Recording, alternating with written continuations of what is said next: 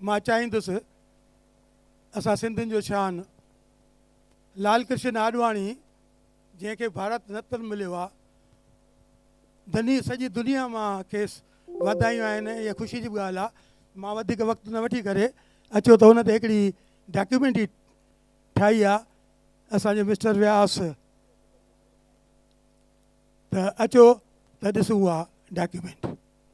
अदालत का फैसला क्यों नहीं मानते? अदालत क्या इस बात का फैसला करेगी कि यहाँ पर राम का जन्म हुआ था कि नहीं हुआ था? मंदिर वहीं बनाएंगे।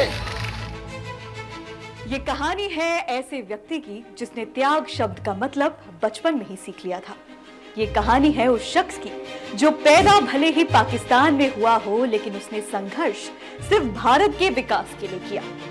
ये कहानी है उस इंसान की जिसने हमें राम मंदिर का सपना दिखाया और लंबी लड़ाई लड़ी। ये कहानी है उस व्यक्ति की जिसके योगदान के बिना आज बीजेपी नाम की कोई पार्टी नहीं होती। ये कहानी है भारत रत्न लाल कृष्ण आडवाणी की। 8 नवंबर के दिन कराची में किशन चंद आडवाणी और ज्ञानी देवी के घर एक बेटा हुआ। घर के लाल का नाम रखा लाल कृष्ण। हिंदू होने के सभी गुण उनमें शुरू से ही थे। उन्होंने जीवन के 20 साल कराची, जो कि अब पाकिस्तान में है, वहां गुजारे हैं। आडवाणी के जन्म के समय भारत का बंटवारा नहीं हुआ था। कराची सिंध प्रांत में आता था। आडवाणी ने 14 साल की उम्र में आरएसएस राष्ट्रीय स्वयंसेवक संघ को ज्वाइन कर लिया। वो ऐसे व्यक्ति थे जो कराची और लाहौर जैसे शहरों में शाखा लगाया करते थे। उनकी एक छोटी बहन शीला आडवाणी भी थी। बताते हैं कि एल के आडवाणी बहन शीला को भी हिंदुत्व पर ज्ञान देते थे। लेकिन फिर आया साल 1947 और सब कुछ बदल गया। भारत पाकिस्तान का बंटवारा हो गया। एल के आडवाणी का परिवार भारत आ गया और गुजरात में बस गया। आडवाणी के दोस्त, कुछ परिवारजन पाकिस्तान में ही रह गए। गुजरात में आडवाणी के परिवार को पूरी गृहस्थी शुरू से बसानी पड़ी। आडवाणी लिखते हैं, 1947 की शुरुआत में चीजें तेजी से बदलने लगी। अप्रैल मई तक साफ हो गया कि सिंध पाकिस्तान का हिस्सा होगा, जिसे सुनकर उन्हें बहुत बुरा लगा। बंटवारे से पहले वहां कोई दंगा नहीं हुआ था। बंटवारे के बाद भी स्थिति खराब नहीं थी, इसलिए मन में ये भावना नहीं आई कि भारत जाना चाहिए। लेकिन कुछ ही दिन बाद कुछ ऐसा हुआ कि आडवाणी के परिवार ने तय किया कि भारत आना ही सबसे सही रास्ता है। कराची में सितंबर में एक भीषण धमाका हुआ। इस कारण वहां रहने वाले ज्यादातर हिंदू आबादी का मन बदल गया। 12 सितंबर 1947 को उन्होंने कराची छोड़ दिया। काश कराची और लाहौर भारत का हिस्सा होते। 1951 में भारतीय जनसंघ के सदस्य बने आडवाणी। साल 1957 तक आडवाणी पार्टी सचिव रहे। 1970 से 1976 तक दिल्ली से राज्यसभा के सदस्य रहे। 1973 से 1977 तक जनसंघ में अध्यक्ष पद पर सेवाएं दी। 1976 से 1982 तक गुजरात से राज्यसभा के सदस्य रहे। 1980 में एल के आडवाणी और अटल बिहारी वाजपेयी ने मिलकर भारतीय जनता पार्टी की स्थापना की। दुनिया की सबसे बड़ी पार्टी बीजेपी को तैयार करने में बड़ा रोल। एल के आडवाणी वो शख्स हैं जिन्होंने भारतीय जनता पार्टी की नींव रखने में अहम भूमिका निभाई। ये कम ही लोगों को पता होगा कि जब जनता पार्टी के कई नेताओं ने दिल से जनसंघ को स्वीकार नहीं किया था, तो अटल बिहारी वाजपेयी और लाल कृष्ण आडवाणी के बीच एक अलग पार्टी बनाने को लेकर बात हुई। इस पर अटल बिहारी वाजपेयी की सहमति के बाद इस दिशा में आगे कदम बढ़ाया और बीजेपी का गठन हुआ। जब नई पार्टी के लिए चुनाव चिन्ह की बात हुई, तो वो लाल कृष्ण आडवाणी ही थे जिन्होंने कमल को चुना था।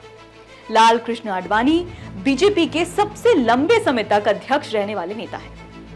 आडवाणी और रथ यात्रा। हिंदुत्व के मुद्दे पर भारतीय जनता पार्टी को 2 सीटों से 182 सीटों तक पहुंचाने में लाल कृष्ण आडवाणी का महत्वपूर्ण योगदान रहा। उन्होंने ही भारतीयों को राम मंदिर का सपना दिखाया और मंदिर यही बनाएंगे का नारा दिया। 1990 में राम मंदिर आंदोलन के दौरान उन्होंने सोमनाथ से अयोध्या के लिए रथ यात्रा निकाली। हालांकि आडवाणी को बीच में ही गिरफ्तार कर लिया गया। इस यात्रा के बाद आडवाणी का राजनीतिक कद और बड़ा हो गया। 1990 की रथ यात्रा ने लाल कृष्ण आडवाणी की लोकप्रियता को चरम पर पहुंचा दिया। राम मंदिर आंदोलन के दौरान देश में सबसे ज्यादा लोकप्रिय नेता होने और संघ परिवार का पूरा आशीर्वाद होने के बावजूद आडवाणी ने 1995 में वाजपेयी को प्रधानमंत्री पद का दावेदार ऐलान करके सबको हैरानी में डाल दिया। 50 साल तक वो वाजपेयी के साथ नंबर 2 बने रहे। 50 साल से ज्यादा के राजनीतिक जीवन के बावजूद आडवाणी पर कोई दाग नहीं लगा। और जब 1996 के चुनावों से ठीक पहले कांग्रेस के नरसिम्हा राव ने विपक्ष के बड़े नेताओं को हवाला कांड में फंसाने की कोशिश की, उस समय आडवाणी ने सबसे पहले इस्तीफा देकर कहा कि वो इस मामले में बेदाग निकलने से पहले चुनाव नहीं लड़ेंगे। और 1996 के चुनाव के बाद वो मामले में बरी हो गए। जब भी भारतीय जनता पार्टी के इतिहास की बात होगी तो देश के पूर्व उप प्रधानमंत्री लाल कृष्ण आडवाणी की चर्चा जरूर होगी। और अब 97 साल की लाल कृष्ण आडवाणी भारत रत्न लाल कृष्ण आडवाणी बन चुके हैं। आडवाणी के चाहने वालों की खुशी का ठिकाना नहीं है, और हो भी क्यों ना, आडवाणी के योगदान ने भारत की दिशा को पूरी तरह से बदल कर रख दिया। भारत में एक ही लाल कृष्ण आडवाणी है, क्योंकि वाकई आसान नहीं है लाल कृष्ण आडवाणी होना।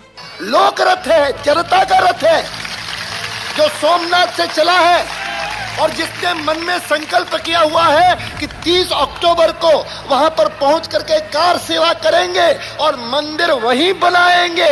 यह भूमिका है, यह पृष्ठभूमि है जिसने मुझे प्रेरित किया कि जिस समय मैं राम जन्मभूमि के बारे में भारतीय जनता पार्टी का दृष्टिकोण देश के सामने रखूं और उनको कहूं कि आप उस मंदिर के निर्माण में पूरा सहयोग दीजिए, तो मुझे लगा कि अच्छा होगा कि मैं सोमनाथ को उसके साथ जोड़ूं, क्योंकि सोमनाथ की गाथा वह जय और पराजय की गाथा है। उसके ध्वंस के साथ हमारा पराजय जुड़ी हुई है और उसके पुनर्निर्माण के साथ हमारी विजय जुड़ी हुई है। उसी प्रकार राम जन्म स्थान के साथ हमारी जय पराजय जुड़ी हुई है। बाबर वहां आते हैं, आकर के उसके कोई सूबेदार उस मंदिर को गिरा करके मस्जिद बनाते हैं। तो ये मंदिर मस्जिद का झगड़ा नहीं, ये भारत के विजय पराजय का झगड़ा है।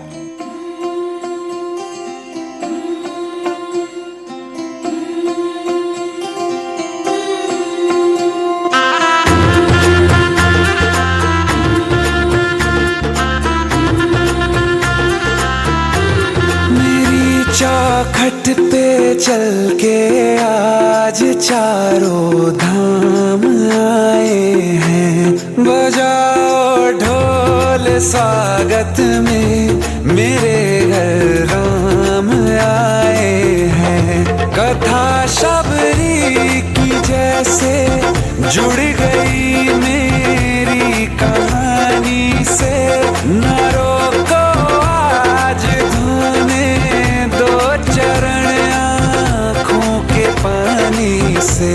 बहुत खुश हैं मेरे आंसू के प्रभु के काम आए हैं। बजाओ ढोल स्वागत में मेरे घर राम आए हैं।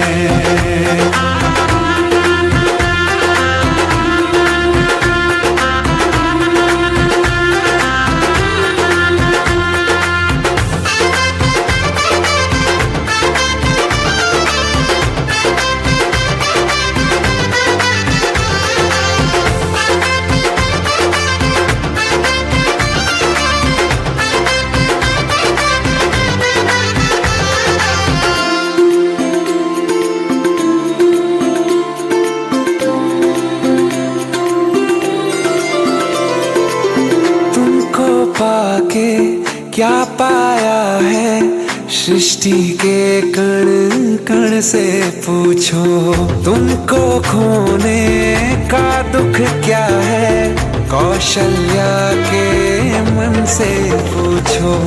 द्वार मेरे ये अभागे आज इनके भाग जागे, बड़ी लंबी इंतजारी हुई रघुबर तुम्हारी तब आई है सवारी। संदेश से आज खुशियों के हमारे नाम आए हैं। बजाओ ढोल स्वागत में मेरे घर राम आए हैं। दर्शन पाके है अवतारी धन्य हुए हैं नैन पुजारी, जीवन नैया तुमने तारी मंगल भवन मंगल हारी। मंगल भवन मंगल हारी, निर्धन का तुम धन हो राघव तुम ही रामायण